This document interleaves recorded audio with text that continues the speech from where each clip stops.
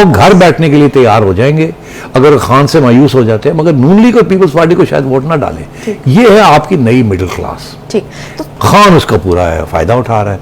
और खान के बारे में ये है कि जी खान ने कोई इतना बड़ा फॉर्च्यून नहीं बनाया, ये नहीं किया, वो नहीं किया, लोग उसकी मदद करते हैं, उसने खानम शौकत खानम बना दिया, इतनी बड़ी कुर्बानी की है, जो कि बिल्कुल की है, उसने बड़ी मेहनत से पैसा लाया और ये किया।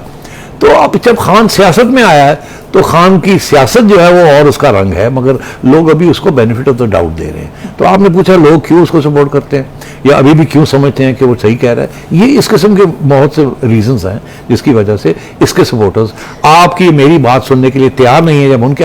मगर पीटीआई के सपोर्टर्स जो है वो उसमें तो 3-4 किस्म के लोग हैं और वो मुख्तलिफ रीजंस के लिए खान साहब को सपोर्ट करते हैं। एक तो वो कि वो लोग जो कि 30, 40, 50 साल की जिनकी उम्रें हैं, उन्होंने पिछले 30 साल से नवाज शरीफ, भुट्टो, शहबाज शरीफ, जरदारी, ये 2 फैमिलीज ही देखी।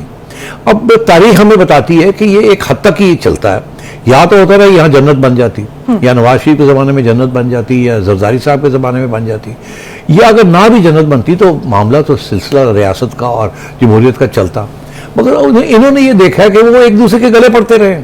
जब वो पावर में थे तो वो उसको गिराने की कोशिश करते थे, जब वो पावर में थे वो उसको गिराने की कोशिश करते थे, और जब गिराने की कोशिश करते थे तो फौज के पास भाग जाते थे। तो अवाम ने तो ये देखा है कि ये जो लोग 30 साल से हुक्मरानी कर रहे हैं उन्होंने क्या दिया। एक तो ये, तो वो भी फ्रस्ट्रेट हुए हैं, वो चाहते थे कि तब्दीली, क्योंकि लोग तब्दीली की तरफ उस तरफ जाते हैं जब वो फ्रस्ट्रेट हो जाते हैं कि यार ये वही चीज़ चल रही है। तो खान ने जो बयानिया बनाया है, वो बयानिया बनाया एंटी अमेरिकनिज्म, मजहब को इस्तेमाल किया है।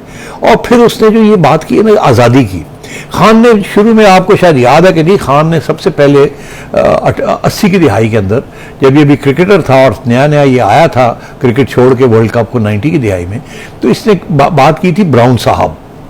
इसने ये कहा था कि ब्रिटिश राज तो चला गया है, मगर अब भी हमारा रंग जो है वो ब्राउन है, मगर हम प्रिटेंड करते हैं कि हम गोरे हैं, जैसे साहब है ब्राउन साहब। तो इसने उस वक्त भी ये तनकीद की थी कि आप ब्राउन, इंफीरियरिटी कॉम्प्लेक्स आपको नहीं होना चाहिए, ऐसे कमतरी नहीं होना चाहिए, आपको फील गुड होना चाहिए। तो उसने आपको एक ऐसा पैक दिया जिससे आपको फख्र था कि हम ब्राउन साहब हमने नहीं बनना, हम ब्राउन हैं मगर साहब हमने नहीं बनना, बिकॉज वो गोरे साहब थे ना। तो उसने आपको और भी उठाया, आपको इज्जत दी, आपको हौसला दिया कि कोई जरूरत नहीं टाइयां पहन के फिरने की और ये करने की और वो करने की और अंग्रेजों के आगे पीछे होने की, आप इज्जत से खड़े हों। तो आपको उसने ये भी दिखाया आपके नौजवान तबके को। तो मैं समझता हूँ एक तो ये सारे रीजंस हैं कि कुछ लोग हैं जो नून लीग के और पीपल्स पार्टी के खिलाफ है तारीख की वजह से, कुछ नौजवान लोग हैं जिनको वो तारीख पता नहीं है मगर इतना पता है कि उन्होंने चोरी की है। और ये जो बयानिया है चोरी का, ये बयानिया 20 साल से 30 साल से ये चल रहा है। जब पीपल्स पार्टी पावर में होती थी तो वो कहती थी कि नून लीग चोर है, जब नून लीग पावर में होती थी तो वो कहते पीपल्स पार्टी चोर है, मिस्टर 10% और मिस्टर ये इन्होंने नाम लगाए हुए एक दूसरे के खिलाफ। और फिर हमारी जो इदारे हैं उनके अंदर जो मिडिल क्लास के लोग हैं वो उनको सारी उम्र यही सुनते आए, एक दूसरे के खिलाफ ये इल्ज़ाम लगाते रहे।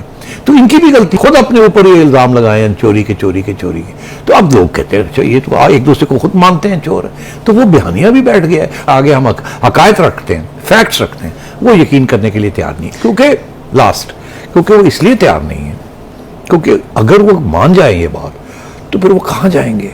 क्या वो नून लीग को वोट डालेंगे, क्या वो पीपल्स पार्टी को वोट डालेंगे, या वो घर बैठ जाएंगे? तो अब सूरत हाल ये है कि वो घर बैठने के लिए तैयार हो जाएंगे अगर खान से मायूस हो जाते हैं, मगर नून लीग और पीपल्स पार्टी को शायद वोट ना डालें। ये है आपकी नई मिडिल क्लास। ठीक, तो सेठी साहब, हमें नारों की जरूरत क्यों पड़ती है? करप्शन का नारा, रियासत मदीना का नारा, तब्दीली का नारा और कभी हकीकी आज़ादी का नारा, हमें इन नारों की जरूरत क्यों पड़ती है? कमाल कर रही हो, सियासत तो नारों की सियासत होती है। सियासत तो बयानिया जो है वो नारों से ही बनता है ना। अवाम पैशनेट है, अवाम सुनना चाहती है कुछ बातें। अवाम को आप बताएंगे कि इतने % ये हो गया और इतने % वो हो गया, यार एक ही गल करता। सानू पता है कि महंगाई होगी और सानू ना दसो कि जी 30% इन्फ्लेशन हो रही है, अब 30 से 2% कम हो गई है तो हमारी बड़ी तरक्की होगी, लोग नहीं ये सुनना चाहते। लेकिन नारों की हकीकत भी तो पता होनी चाहिए ना। नहीं, नारों के अंदर कुछ हकीकत हमेशा होती है। अगर बिल्कुल बेबुनियाद हो नारे तो उसमें फिर लोग इतने भी बेवकूफ़ नहीं होते।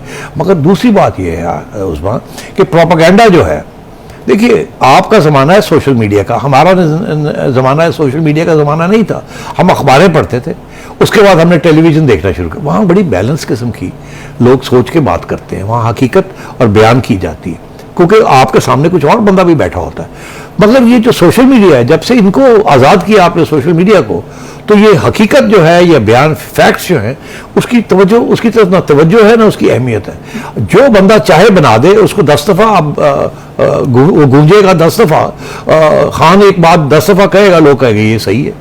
क्योंकि जो या तो उसके खिलाफ कोई बात हो, मगर नून लीग और पीपल्स पार्टी का बयानिया जो है वो बड़ा कमज़ोर है इन टर्म्स ऑफ प्रोपेगेंडा।